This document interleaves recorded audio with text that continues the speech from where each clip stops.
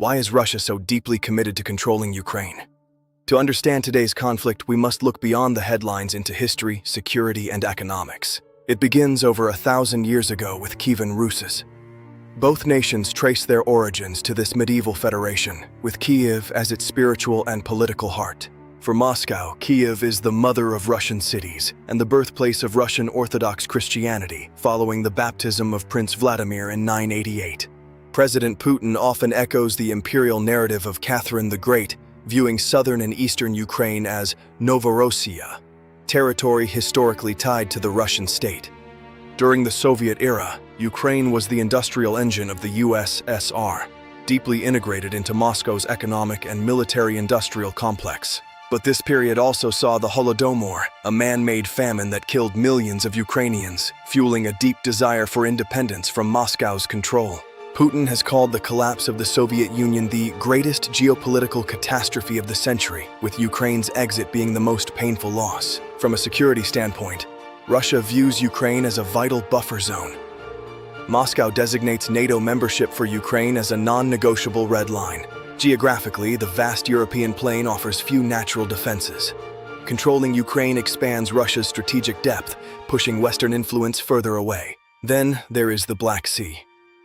Control of Crimea is essential for Russia's maritime power, providing a warm water port for its Black Sea fleet. The base at Sevastopol allows Russia to project power into the Mediterranean and the Middle East, a capability it refuses to surrender to a Western-aligned Ukraine. Economically, Ukraine is an agricultural superpower. Together, Russia and Ukraine are known as the breadbasket of the world. Controlling these resources grants Russia significant leverage over global food security and international commodity prices. For decades, Russia relied on Ukraine's pipeline network to export natural gas to Europe, making Ukraine a critical hub in the global energy trade. The Donbass region contains vast deposits of coal and iron, plus high-tech aerospace and defense facilities that Russia seeks to reintegrate.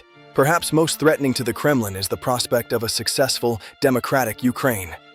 Such a model could challenge the domestic legitimacy of Putin's rule. The Kremlin viewed the 2004 and 2014 revolutions not as grassroots movements, but as Western-backed coups designed to install hostile regimes. Under the Ruski Mir ideology, Russia claims a duty to protect ethnic Russians and Russian speakers, using it as a justification for military intervention. The 2014 annexation of Crimea was a turning point, signaling that Russia was willing to use force to redraw the borders of Europe. This was followed by a years-long conflict in the Donbass, as Russia-backed separatists fought to break away from Kiev's control. In February 2022, the conflict escalated into a full-scale invasion, with the goal shifting from political influence to outright territorial annexation. Russia formally claimed the annexation of 4 more regions, even while failing to fully control them militarily. The cost has been staggering, with millions displaced and tens of thousands killed in the largest land war in Europe since World War II. While Western sanctions have isolated Russia from much of the global economy, the Kremlin has shifted its trade toward non-Western partners. Despite the pressure, Russia's economy has shown surprising resilience, fueled by domestic production and energy exports to the east. For Ukraine, the war is a fight for survival and the right to define its own future, free from Moscow's shadow. Western military and economic aid has been vital, enabling Ukraine to resist an adversary with far greater resources. The war has also reshaped global food security, with disruptions in Ukrainian exports causing price spikes from Africa to Asia.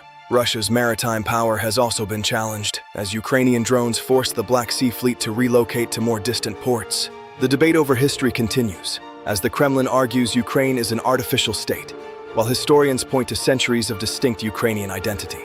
At its core, the Kremlin believes Russia cannot be a truly great power without dominance over Ukraine. It views Ukrainian independence as a historical anomaly. Some analysts also point to demographic concerns, as Russia seeks to integrate millions of Ukrainians to bolster its own aging population. The war has fundamentally altered the security architecture of Europe, bringing NATO closer together and accelerating Ukraine's path toward the EU. Russia is also attempting to lead a new coalition of non-Western powers, positioning itself as a leader of the global South against Western hegemony. As the conflict enters its 4th year, both sides are digging in for a long war, with neither yet able to achieve a decisive victory. To summarize, Russia's pursuit of Ukraine is driven by a mix of medieval history, modern security fears, vast resources, and deep-seated ideology.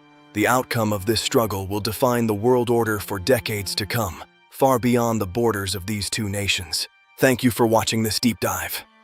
Understanding these complexities is the first step toward understanding the future of global geopolitics.